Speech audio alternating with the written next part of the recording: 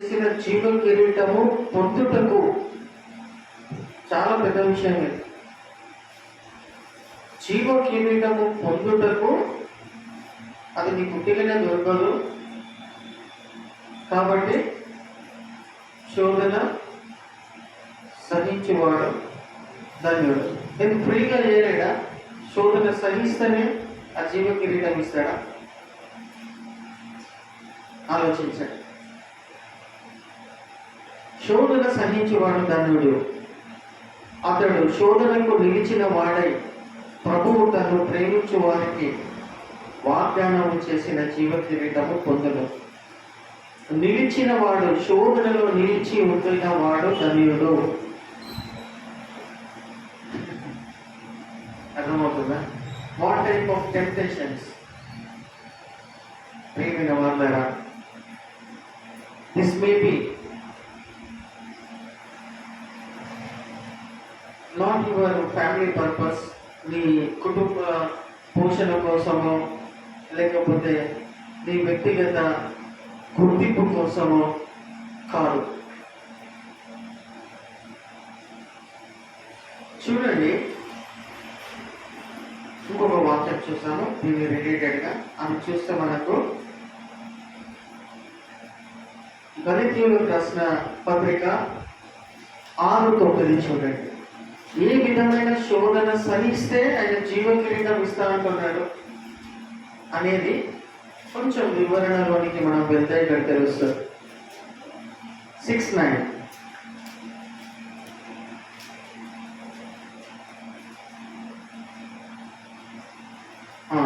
రిలేటెడ్గా తర్వాత చదువుతాం. హీబ్రూస్ 10:36 చదవాలి. అది అది అది దీని తర్వాత చదువుదాం. 10:36 హీబ్రూస్ 10:36. మీరు దేవుని చిత్తమును నెరవేర్చిన వారే వాగ్దానం పొందు నిమిత్తము మీకు ఓర్మి అవసరమై ఉన్నది. చూడండి, మీరు దేవుని చిత్తమును నెరవేర్చిన వారే. What is the will of God? శోధన సహిస్తున్నాం. ఏ రకమైన శోధన సహిస్తున్నాము? ఆ శోధన సహిస్తున్నాం కదా, ఆ శోధన దేవుని చిత్తానుసారమైనటువంటి శోధన సహిస్తున్నావా? మీరు దేవుని చిత్తమును నెరవేర్చిన వారై వాగ్దానము పొందు నిమిత్తం. Yes, the temptations may be for your own selfish necessity కోసం కావచ్చు. నీ కుటుంబం కోసం నువ్వు శోధన సహిస్తున్నావా? నువ్వు గొప్ప వ్యక్తిగా గుర్తింపబడాలి సొసైటీలో అని శోధన సహిస్తున్నావా? ఏ రకమైన శోధన గురించి మాట్లాడుతూ ఉన్నాడు ఇక్కడ వాక్యం?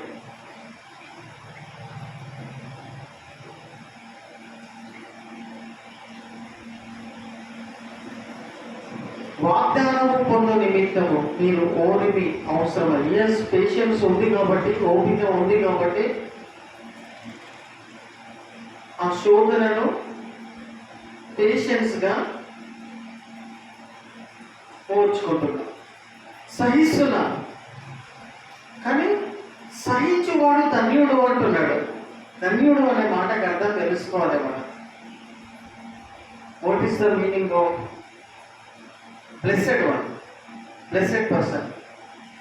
బ్లెస్సెడ్ అనే మాటకు అర్థం ధన్యుడవు, ధన్యురాలివి అనే మాటకు, ధన్యుడు అనే మాటకు మనము ఇక్కడ తెలుసుకోవాలి. ఏమైనా వారు బైబిల్లో నీకు ఎప్పుడెప్పుడు ధన్యుడవు, ధన్యురాలివి అని నీకు అనిపించినప్పుడల్లా దాని అర్థం ఏమై ఉన్నదంటే హ్యాపీయెస్ట్ పర్సన్. సమాధానము, సంతోషము, ఆనందము అతని లోపల ఉన్నది అన్న వ్యక్తియే ధన్యుడని అంటారు. కానీ శోధన సహిస్తూ ఉన్న వాళ్ళని పట్టుకొని ధన్యుడవు అని అంటున్నాడు. ఇంకెన్ని సంవత్సరాలు, ఇంకెన్ని నెలలు అట్లా సహిస్తున్నటువంటి వాళ్ళని పట్టుకొని ధన్యుడవు అంటే ఏడుంది ధన్యకరము, ధన్యకరమైన సమాధానం నా లోపల ఎక్కడ ఉంది? ధన్యకరము అంటే ఆనందము, సంతోషము, సమాధానం నీ లోపల ఉన్నప్పుడు ధన్యుడవు అంటారు నేను. కానీ నీ లోపల శోధించబడుతున్నావు, శోధనలో నిలిచి ఉంటున్నావు, ఓపిక పడుతున్నావు. రిలేటెడ్గా ఏమంటున్నాడు? వెంటనే ధన్యుడవు అంటున్నాడు. ఎందుకు ధన్యుడవు? ప్రభు నిమిత్తము శోధించబడుతున్న, ప్రభు పరిచర్య నిమిత్తం కావచ్చు, ప్రభు యొక్క హృదయాభిలాష నిమిత్తము శోధించబడుతున్నటువంటి పనులలో ఆ ప్రాసెస్లో నువ్వు ఉంటూ ఉన్నట్టయితే దేవుడి హృదయాభిలాష ఏమై ఉన్నదమ్మా? సృష్టికర్త అయినటువంటి దేవుని హృదయాభిలాష ఈ ప్రపంచ ప్రజల పట్ల, మనుషులందరి పట్ల ఏమై ఉన్నారు చెప్పండి? हार्ट बीट, दिल का धड़कन क्या हो सकता है? परमेश्वर का दिल का धड़कन लपटप बोल के मार ले रहा ना, उसमें क्या आवाज सुने आता आप लोगों? बोलिए, ఏమి వినబడుతుంది? గుండె సప్పుడులో నుండి ఏమి వినబడుతుంది? ఆ హృదయ భారమును పంచుకొని సహిస్తూ ఉంటూ ఉన్నటువంటి వాళ్ళు ధన్యుడు. హల్లెలూయా. ఇక మిగతా ఏది కంపేర్ చేసుకున్నా అది ఈ లోకానికి సంబంధించినటువంటి ఎగ్జామ్లు పెడుతూ ఎగ్జామ్లో పాస్ అయ్యి సంతోషం వస్తుంది, ఆనందం వస్తుంది, సొసైటీలో గుర్తింపు వస్తుంది, మంచోడు, మంచి వ్యక్తి అని. ఇది టెంపరరీ థింగ్స్ అంతే. ఆ విధములైనటువంటి శోధనలు శోధించబడుతూ ఉన్నట్టయితే వాళ్ళ కోసం ఈ జీవ కిరీటం ఇస్తున్నాను, నువ్వు ధన్యుడవు అని అంటలేడట. खुदा का दिल का धड़कन क्या है बोले तो हर एक इंसान परमेश्वर के तरफ मुड़कर उनके पापों को कबूल करते हुए परमेश्वर को सेवियर के जैसा एक्सेप्ट कर लेना ही परमेश्वर का दिल का धड़कन है. పరమ తండ్రి యొక్క హృదయ చప్పుడు ఏమై ఉన్నదంటే సర్వ మానవులు కూడా అందరూ ఒక్కడు కూడా నశించిపోకుండా వాడు దేవుని వైపు తిరిగి రక్షణ పొందుకోవాలనేదే ఇప్పుడు రాబోయే తరంలో కూడా దేవుని యొక్క గుండె చప్పుడు, దేవుని యొక్క హృదయాభిలాష ఉంటూ ఉన్నది. ఈ పని కోసము, ఈ పరిచర్యకి, ఈ పని నిమిత్తము ఎవరైతే దేవుని బిడ్డలు దేవుని గుండె భారమును తీసుకొని ఆ భారములో ఆ పనిలో కొనసాగుతూ ఉంటారు, చూడు కొనసాగుతూనే ఉన్నారు. కొన్నిసార్లు జవాబు వచ్చినట్టు అనిపించదు. కొన్ని సంవత్సరాల క్రితము నాకు డేట్ తెలియదు కానీ మేబీ 100-200 years బ్యాక్ చైనా దేశం ఒక పెద్ద కమ్యూనిస్ట్ పార్టీ దేశం. అది క్రిస్టియన్స్ ఉండేటోళ్ళు కాదు. మేబీ 1% or 2% క్రిస్టియన్స్ ఉండేవాళ్ళు. చాలా ఎగ్జాంపుల్ ఉన్నాయి. కానీ ఆ 1%, 2% క్రిస్టియన్స్ అనేటువంటి వాళ్ళు ఇట్లనే మనలాగా ఒక చిన్న మందగా చేరి దేవుని హృదయం భారంలో తీసుకొని ఎడతెగకుండా ఈ చైనా దేశం యొక్క కమ్యూనిస్ట్ పార్టీకి, కమ్యూనిస్ట్ దేశం అది చైనా అంటే కమ్యూనిస్ట్ దేశం. వన్స్ అపాన్ ఏ టైం అక్కడ నుండే కదా కమ్యూనిస్ట్ సిపిఎం వారి ప్రపంచ వ్యాప్తిగా పుట్టుకలు వచ్చింది. సో ఈ చిన్న మందగా 1-2% కలిసినటువంటి మనలాగా ఉంటున్నటువంటి చిన్న మందగా ఉంటున్నటువంటి వాళ్ళు ఎడతెగకుండా ఒక 10-12 సంవత్సరాలు కంటిన్యూగా ప్రార్థన చేస్తే మెల్లమెల్లగా దేవుడు ఒక ప్రదేశం సైడ్ అంటే ఆ ప్రదేశంలో ఒక స్ట్రీట్లో ప్రార్థన చేయడమే కాకుండా వాళ్ళు ప్రార్థన చేయడం వలన కొంతమంది కడపత్రాలు తీసుకొని ఒక స్థలంలో ఉండి ఒక స్ట్రీట్లో ఉండి పంచేవాళ్ళు అంట. కడపత్రాలు, సువార్త కడపత్రాలు, బ్రోచర్స్ పంచేవాళ్ళంట. అక్కడ ఉన్న వాళ్ళందరూ కూడా తీసుకొని చదువుకొని రక్షించబడ్డారంట. అదే ప్రజలు ఇంకొక స్ట్రీట్లో వెళ్ళి ఆ ట్రాక్స్ పంచుతా ఉంటే ఎవ్వరు తీసుకుంటే లేరంట, ఒక్కరు కూడా తీసుకోలేదంట. తీసి ఇట్లా చూడకుండానే చింపి పడేసి వెళ్ళిపోతున్నారంట. మళ్ళా వాళ్ళు ఇళ్ళలోకి వచ్చి మళ్ళా సహవాసంగా ఇట్లనే మనలాగా కలిసి ప్రార్థన చేస్తుంటే, ఎందుకు ఈ ఈ ఈ భాగమున నిలబడి మేము కరపత్రాలు వంచుతూ ఉంటే తీసుకొని రక్షణ పొందుతూ ఉన్నారు, నమ్ముతూ ఉన్నారు. అటు అవుట్ సైడ్ లో వెళ్ళి మేము అడిగితే, ఎందుకంటే ఇక్కడ ఉంటున్నటువంటి ప్రజల కోసం రక్షించబడాలని కొన్ని సంవత్సరాల నుండి ప్రార్థనలు చేస్తున్నారు. అక్కడ లేరు ప్రార్థించేవారు, అక్కడ లేరు అనే విషయం పరిశుద్ధాత్మ దేవుడు వాళ్ళకి అర్థం చేయించాడంట. ప్రియమైన వాళ్ళారా, వాట్ ఐఎమ్ పాయింట్ నేనేం చెప్పాలని ఈ వాక్యంలో బట్టి నేను మీకు ఏం తెలియజేస్తున్నానంటే, చూడండి, మీరు దేవుని చిత్తమును నెరవేర్చిన వారై మన అవసరాలనైనా చూసుకుంటారు. మీరు దేవుని చిత్తమును నెరవేర్చిన వారై, హీబ్రూస్ 10:36 వాగ్దానము పొందు నిమిత్తము మీరు ఓర్మి అవసరమై ఉన్నది.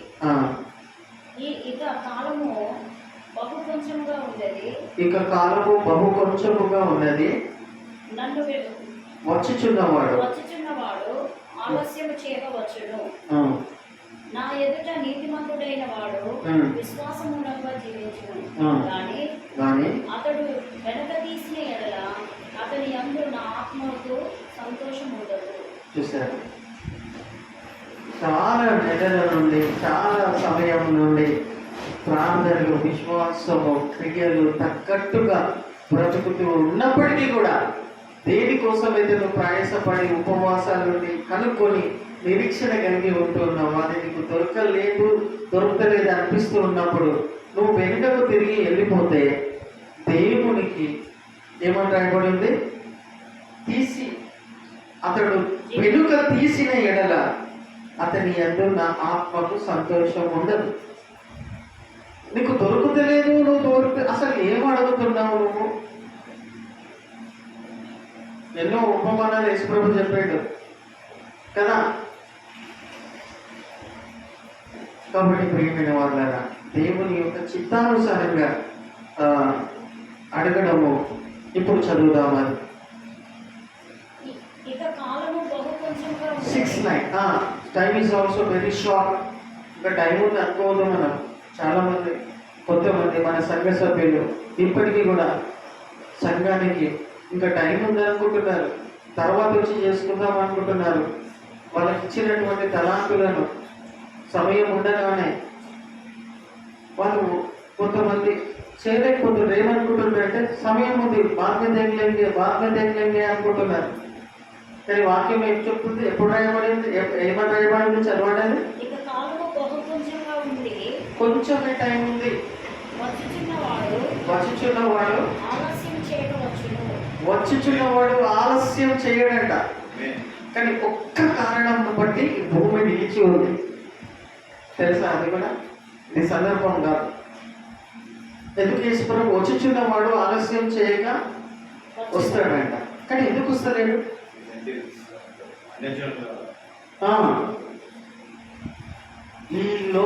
ఈ సువార్త సకల జనులకు ప్రకటించబడిన తర్వాతనే అంతం వస్తుందండి.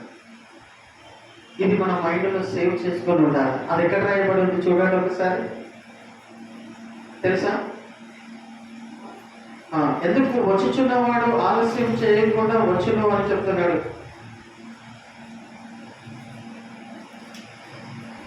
చదవండి.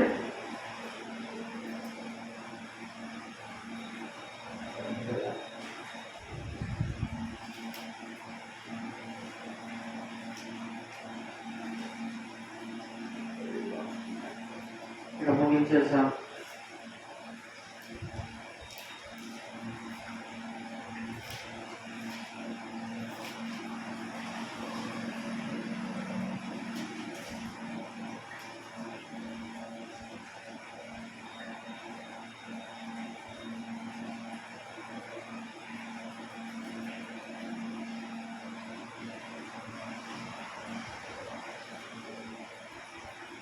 24:14 చదవండి.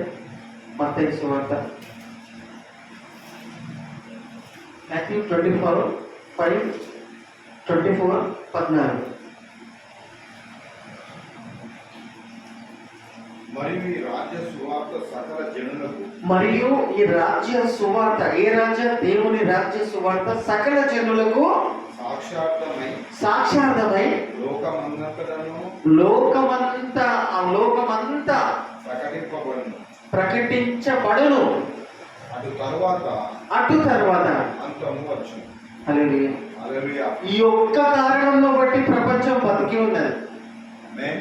వేరే కారణాలు లేవు. ఎందుకు దేవుడు టైం ఇస్తున్నాడు? ఇంకా అందరూ రక్షణ పొందాలి, లేకపోతే ఎక్కడికి వెళ్తారు?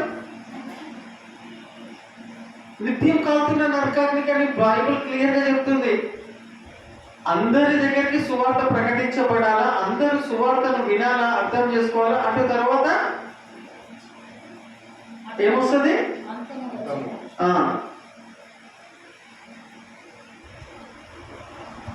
13-10 కూడా చదవండి ఒకసారి. Mark 13-10.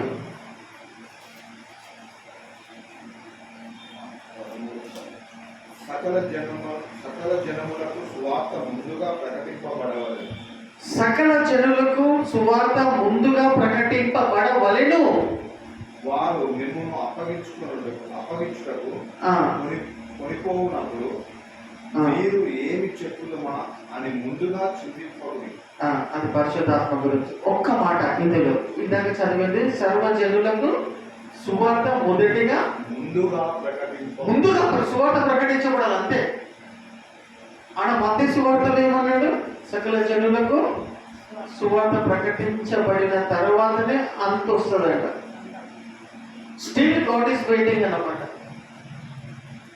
But the Christians, we the people, మనము క్రైస్తవులం అని చెప్పుగా తిరుగుతున్నటువంటి మనము దేవుడు మనకిచ్చిన పనిని మనం చేస్తలేదు. కొంతమంది చేస్తున్నారు, మన కళ్ళకు కనిపించరు, యూట్యూబ్లలో కనిపించరు, ఫేస్బుక్, ఇన్స్టాగ్రామ్లో, మీడియాలలో కనిపించరు. కానీ దేవుడు కొంతమందిని ఏర్పరచుకొని పెట్టుకొని ఉన్నాడు, చేసుకుంటాడు దేవుడు తన పనిని. హల్లెలూయా. అర్థమవుతుందా ఏం చెప్పాలనుకుంటున్నా అంటే, ఈ హృదయ భారమును పంచుకొని నడుచుకునే విధంగా ఉండాలని. చూడండి, లాస్ట్ వచనం మీరు చూసుకోండి. మనకు తెలిసేది 2 Peter 3:9 చదువుకొని మనం ముగించుకుందాం.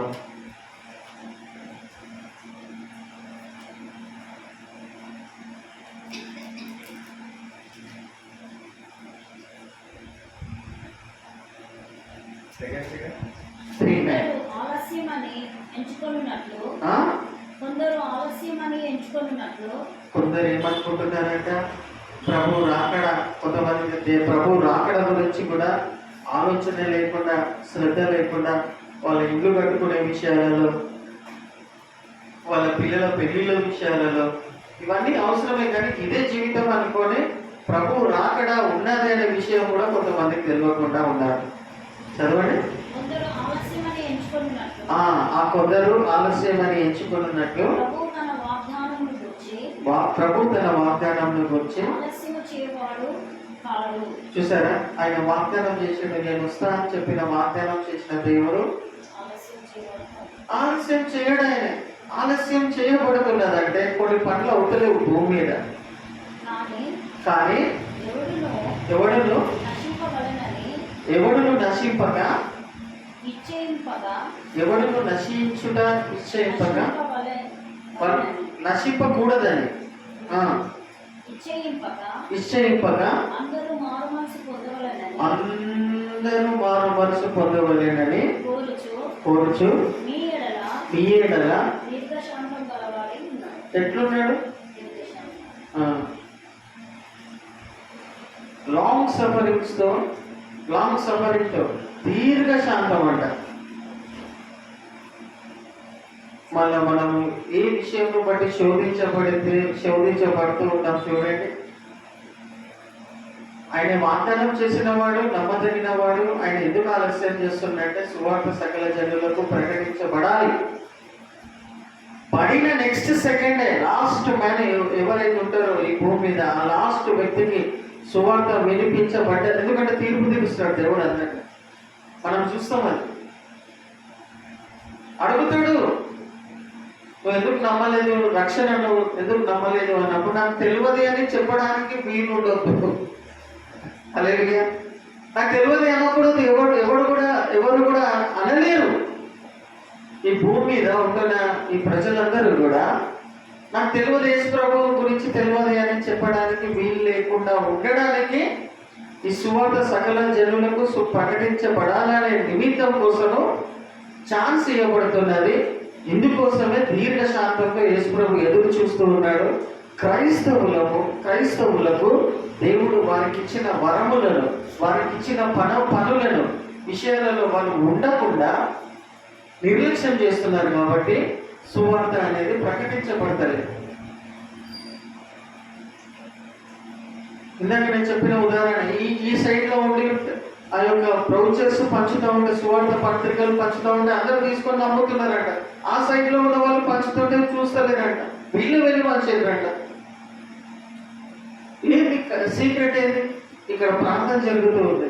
ప్రభు మేము వెళ్ళలేకపోతున్నాం, కనీసం వెళ్ళే వాళ్ళనైనా పంపే వాళ్ళనైనా మీరు పంపించండి ప్రభు, వెళ్ళే వాళ్ళనైనా చేతులను బలపరచండి, వాళ్ళకి ధైర్యం దయచేయండి, సువార్త సేవ చేస్తున్న వాళ్ళని బలపరచండి, సంఘం యొక్క బాధ్యతను సంఘ సభ్యులు నెరవేర్చే విధంగా వాళ్ళని బలపరచండి అని కనీసమైనటువంటి ప్రార్థనలు చేసిన వారమైనా ఉంటే, ప్రియమైన వాళ్ళారా, ఇది ఈ విషయాలలో శోధించబడుతూ ఉన్నటువంటి వాళ్ళు ధన్యులు అప్పుడు అనేటువంటి మాటను మనము చూడండి. ఒకవేళ మీ పర్సనల్ విషయాల గురించి కూడా మీరు అడగవచ్చు. కానీ ఫస్ట్ అండ్ ఫార్మోస్ట్ ప్రాధాన్యంగా మనకు కావాల్సినటువంటి విషయం ఏమైందంటే, we have to seek the Kingdom of God. ఆయన నీతిని, ఆయన రాజ్యమును, ఆయన సువార్త సేవను, నశించిపోతున్న ఆత్మల రక్షణ నిమిత్తము ఈ విషయాలలో మనము ప్రాధాన్యత కలిగి మన మనసు హృదయం కలిగి ఉంటూ ఉన్నట్టయితే, ఇందులో శోధించబడుతూ ఉన్నట్టయితే, ప్రభువు నమ్మదగిన వాడు, వాగ్దానము చేసిన వాడు, జీవ కిరీటము, దానికి కావాల్సింది సమాధానము, నెమ్మది, నీ అవసరాలు, నీ అక్కరలు ఆయన చూసుకుంటా అని కూడా వాగ్దానం చేశాడు. మనం దేని గురించి నువ్వు శోధించబడుతున్నావు, దేని గురించి బాధపడుతున్నావు? ఏం దొరుకుతలేదు, ఏం దేవుడు ఇస్తలేడని బాధపడుతున్నావు. నువ్వు అలిసిపోతున్నావు, శరీరము పొద్దు నుంచి తిరుగుతున్నావు ఎండల, అలిసిపోయినా చెప్పాలంటే కూడా వస్తలేదు. ఇది ఒక పెద్ద శోధన,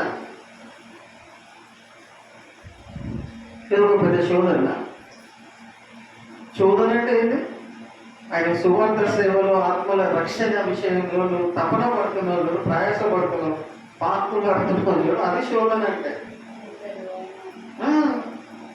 దేవుని హృదయాభిలాషాన్ని పంచుకుంటున్నావు నువ్వు, నీ తండ్రి అయిన దేవుని హృదయాభిలాష పంచుకుంటున్నావు. ఆ పనిలో పాలి భాగస్తుడు అయి శోధించబడుతున్నావు చూడు, అది శోధన. అందులో నిలిచి ఉండాలా అంటున్నాడు. చదవండి, జేమ్స్ 1:12 చదివి ముగించుకుందాం. కేవలం చదువుకుందాం, ఇందాక చదివేది. శోధన సహించువాడు ధన్యుడు. అతడు శోధనకు నిలిచిన వాడై, ఆ శోధనలో నిలిచిన, you have to continue in that temptation. నిలిచిన వాడై, ప్రభువు తనను ప్రేమించు వారికి, చూసినావా, ప్రభువును నువ్వు ప్రేమిస్తున్నావు కాబట్టి వాగ్దానం చేశాడు, జీవ కిరీటం పోతుంది. ఇది ఒక్కసారి ఉంటుంది అవకాశం. ఎంతోమంది పరిగెడతారు రేస్లో, ఫస్ట్ ప్రైజ్ ఒక్కరికే ఉంటుంది, సెకండ్ ప్రైజ్ ఒక్కరికి ఉంటుంది, థర్డ్ ప్రైజ్ ఒక్కరికి ఉంటుంది. ఒకటేసారి వస్తుంది అవకాశం. ఈ ఒక్క లైఫ్లో, ఈ చిన్న లైఫ్లో దేనికోసం పరిగెడుతున్నావు, దేనికోసం ప్రయాసపడుతున్నావు, ఏది ముఖ్యమైనది, ఏ విషయంలోనూ శోధించబడుతున్నావు? జీవ కిరీటం కోసమా? ప్రభు నీ కోసం పెట్టిన జీవ కిరీటం కోసమా?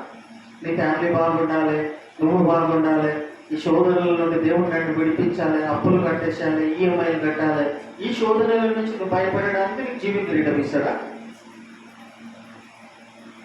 ఇప్పుడు శోధనలా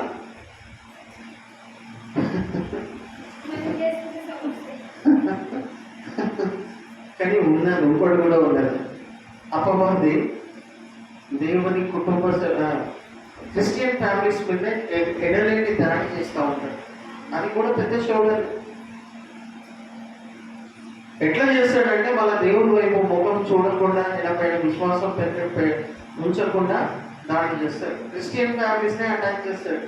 ఆర్థికంగా, భార్య భర్తల మధ్యలో, పిల్లల విషయంలో.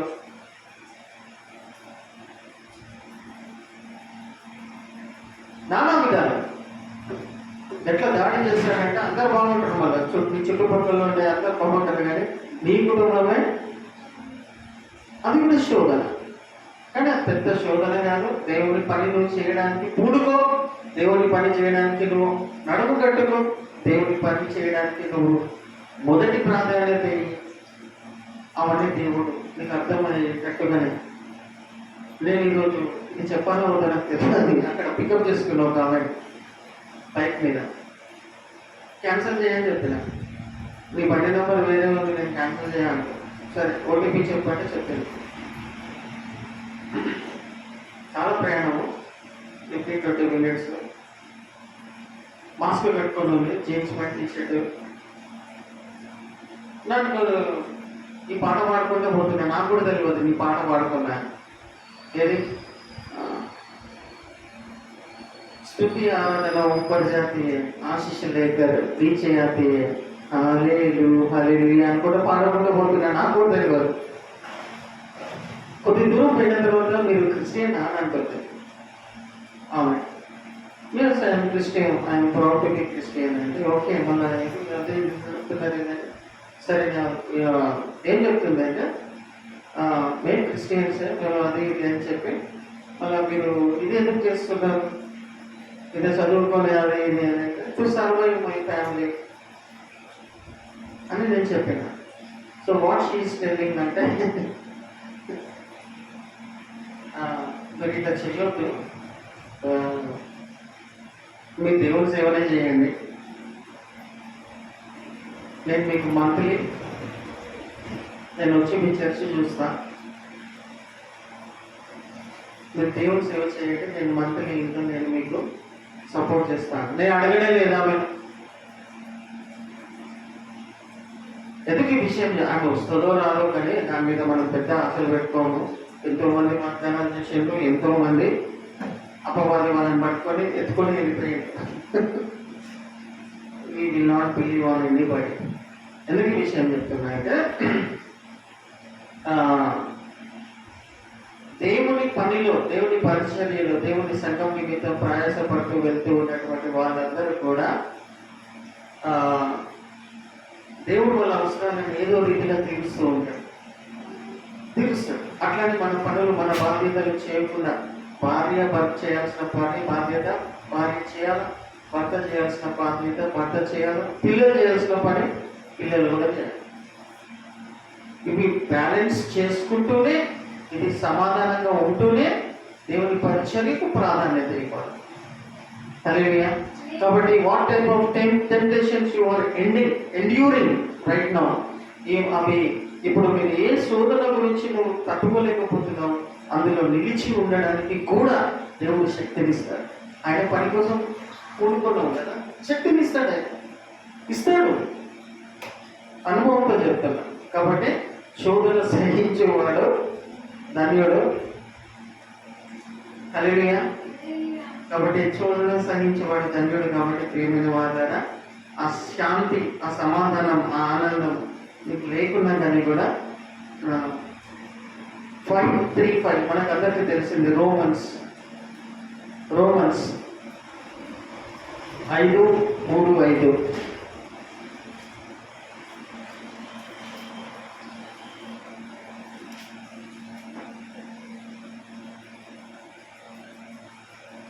మన దుర్నీతి దేవునికి 5:3 అంతేకాదు శ్రమ, ఓర్పును, పరీక్ష నిరీక్షణను కలగజేయనని ఎరిగి శ్రమలయందును అతిశయపడదు. ఎందుకనగా ఈ నిరీక్షణ మనలను సిగ్గుపరచదు. ఇది మైండ్లో పెట్టుకోవాలి. ఏమంటున్నాడు? Tribulations equal to patience. శోధన వచ్చినప్పుడు ఓపిక పట్టు అంటాడు. హల్లెలూయా. హల్లెలూయా. శోధన వచ్చినప్పుడు ఏం చేయాలంట? ఓపికతో. నా వల్ల అయితే లేదు అన్నట్టు ఉండదు.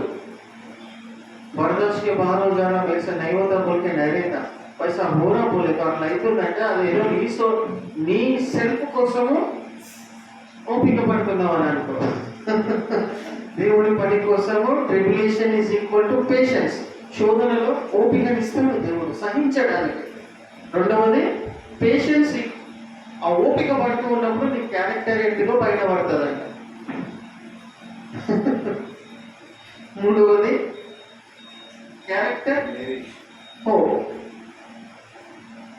ఇవి గుర్తుపెట్టుకోవాలి.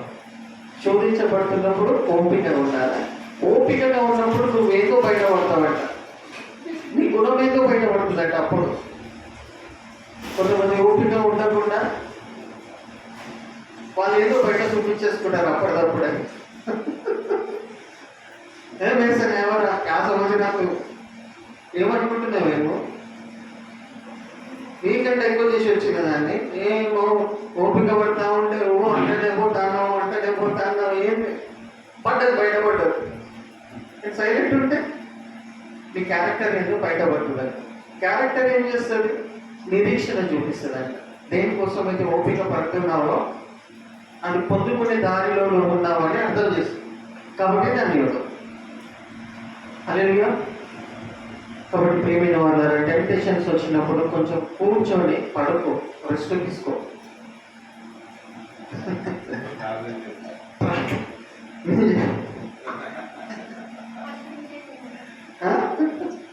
దేవుడు భలే మాట్లాడతాడు.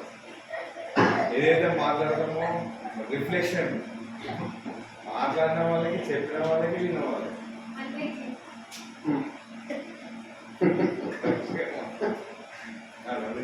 హల్లెలూయా. శోధన సహిస్తున్నావా? ధన్యుడు. నాకు రిజాయిస్ ఇన్ ద లార్డ్. నంతులే అర్థం కాకుండా నంతులే నాకు పిచ్చోళ్ళ క్యారెక్టర్ బయటపడుతుంది. ఎటువంటి దాని ఎటువంటి వ్యక్తిలో బయటపడుతున్నావు. ఇప్పుడు రూపు మార్చబడుతున్నావు. నిజమైన స్వారూప్యంలోకి చెక్కబడుతున్నాం. యా నా వల్ల అయితే లేదంటే ఏమన్నాడు దేవుడు? ఏమంటే మన అక్కడ నిలబడడానికి శక్తి సామర్థ్యాలు ఈ ప్రభావం ఆల్రెడీ ఇస్తాడు. ఉన్నది శక్తి సామర్థ్యాలు ఉంటాయి మన లోపల. కానీ సబర్ కర్మ. హల్లెలూయా. అర్థం కాకపోతే take some rest. Sleep for 2-3 hours.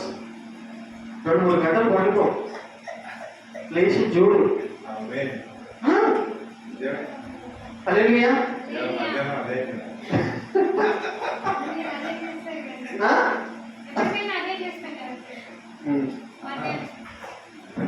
దేవుడి మాటలను దీవించి ఆశీర్వదించి మన ఓపికలను, మన విశ్వాసములను, మన నిరీక్షలను ఆశీర్వదించి నడిపించను గాక. ఆమేన్.